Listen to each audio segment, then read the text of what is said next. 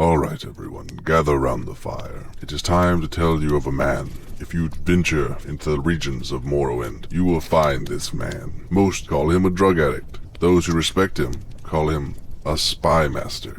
This man resides in Balmora, where the rogues often remark that he doesn't pay in a timely manner for his bad habits. But if you wish to find him, he'll be at a corner club called the South Wall. Only he stands there. Has once remarked, "I don't know what your business with him is, but be careful.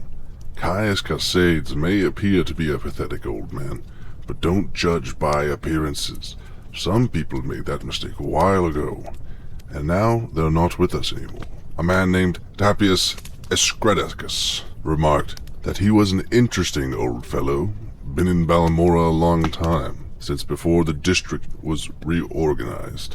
Been in some trouble, but he apparently knows some people. Goes off for a while, then comes back. He's a veteran, I think. Has friends over in Fort Moonmoth. Don't know where he gets his money, but I wouldn't be surprised if it wasn't legal. A dark elf priestess named Mehra Milo said that Caius was a dear friend of hers, and like her, he'd admired the best traditions of the temple. Charity for the poor, education for the ignorant, protection for the weak. He is a Westerner, but he has come to love our land and our people. But like me, he distrusts the arbitrary power of the ordinators. And like the dissident priests, he suspects the temple is hiding something. He serves the Emperor, but he also loves Morrowind, and he sees the failing virtues of the temple as a threat to Morrowind's political stability. And it is said, after the return of the Neverine and the fall of Dagoth-Ur, he had went back to the Imperial City, but the Blades report that he will be back, as they have reports from the courier.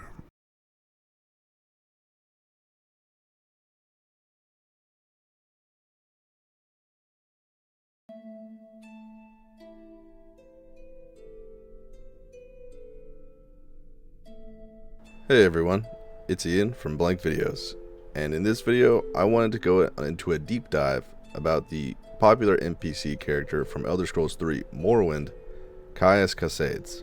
Now for those who have played the game, you may be familiar with him as a drug addict, Imperial monk, who's also just so happens to be the Grand Spy Master of the Blades, located in Vardenfell, which is the innermost region of Morrowind.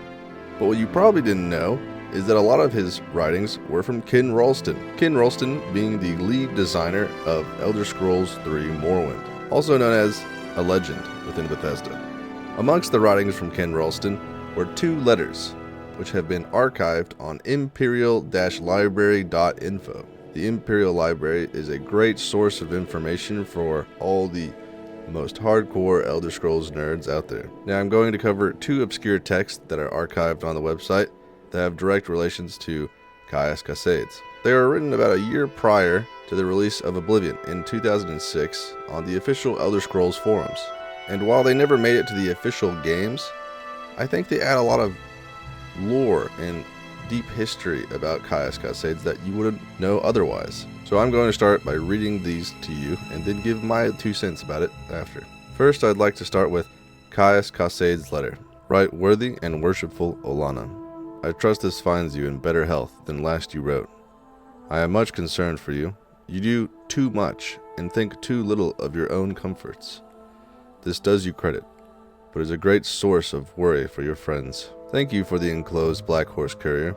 It is hard to think of Kvatch and all the good friends I have lost there. Has Father Elav shown any signs of recovery? He was ever so patient with me when first I came to Kvatch. I know I was not an obedient or diligent novice. I cannot say for certain, but I believe I may be able to return to Cyrodiil for the fair. The courier is not quite clear about the dates or locations. Please let me know when you have the details. I presume the fair will be held in the city or thereabouts, and I trust I may depend on your hospitality. There is little to report from Kraganmore. As you may well imagine, interest in our Akatosh shrine has increased tenfold since his miraculous intervention. We experienced little of the gate disruptions you saw in Cyrodiil, but what we did see wonderfully focused the minds of skeptics, backsliders, and old guard tribunal worshippers on the manifold glories and powers of the Nine.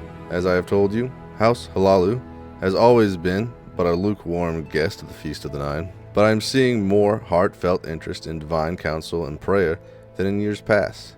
It is unfortunate that only such a terrible calamity can awaken the mind and spirit to the comforts of the faith. As always, I look forward to your next letter with enthusiasm, and even more to seeing you and visiting the fair. I enclosed a pressed mountain bluebell, the first of the season. I hope it brings you pleasure. Your obedient servant, Brother Caius. I'm not sure this is a friend or a lover, but it seems to be someone he's very familiar with. Enough to send a flower to. He explicitly mentions Gavach a couple times within this letter, and it makes you wonder if he's from there. It's hard to tell. I always find it interesting when they talk about Oblivion pre-release of Elder Scrolls Oblivion, but nonetheless, it's an interesting note. Caius Cosades' visit to Uriel VII's tomb. Uriel VII, if you're not familiar, is the emperor you meet in the beginning of Oblivion. A spry, trim, clean-faced Imperial in vigorous middle age, dressed in a brown robe, sits cross-legged before a large patch of freshly disturbed ground in the palace district near the statue of Tiber Septim, peeling, coring, and slicing an apple, and alternately eating one slice, then laying down a slice in a pinwheel pattern on the dark earth. "Well, fancy meeting you here," the Imperial said in the rounded tones and bland irony of an educated gentleman. He paused for a second, rearranged several slices more perfectly to suit himself, then quietly tucked another slice into his mouth and chewed patiently, deliberately. "It's been a few years, Your Majesty, hasn't it? And, I suppose, under the solemn circumstances, I oughtn't address you as uncle, or Sly Yuri, as I used to, though never to your face, of course. Sorry, I have taken my time about it, Your Majesty, but I'm here at last, to pay my respects. Tell them upstairs that Caius Cosades has buried his black pennies on the spot, and placed a wreath at your grave. I'm sorry I wasn't here to dance at your tucking in, sire, as I promised, but with one thing and another, I was keeping quite busy in the East, and since you'd no need of me back here, I wasn't handy when the day of reckoning came. I hear it wasn't a pretty time. I can't say I'm sorry to lose your 3 sons, none of them worth a fig, as I've told you many times, not to your face, of course, but nonetheless, I know it must have hurt bitter hard, harder than the Dawn Man's daggers, I expect. But in the end, you'd got Martin well hidden away, you sly dog. I never guessed, and he turned out to be worth twice the lot of those preening fools you got on the scheming witch, Kala Voria. May she die again tomorrow. Who was his mother? Was it that Gamil girl you had put out of the way, right after the warp in the west? He added another slice of apple to his wreath, tucked a last slice into his mouth, then cleaned his knife on the worn, smooth wool of his robe.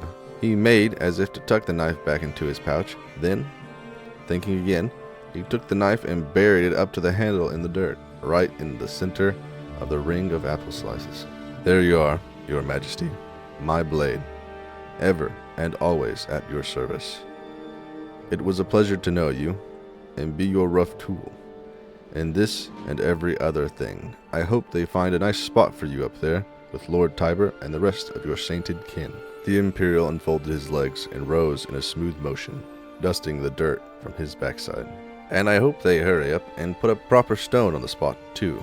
Like all council work, I imagine it's still a piece of patronage buried under some pile of papers in a clerk's rat nest.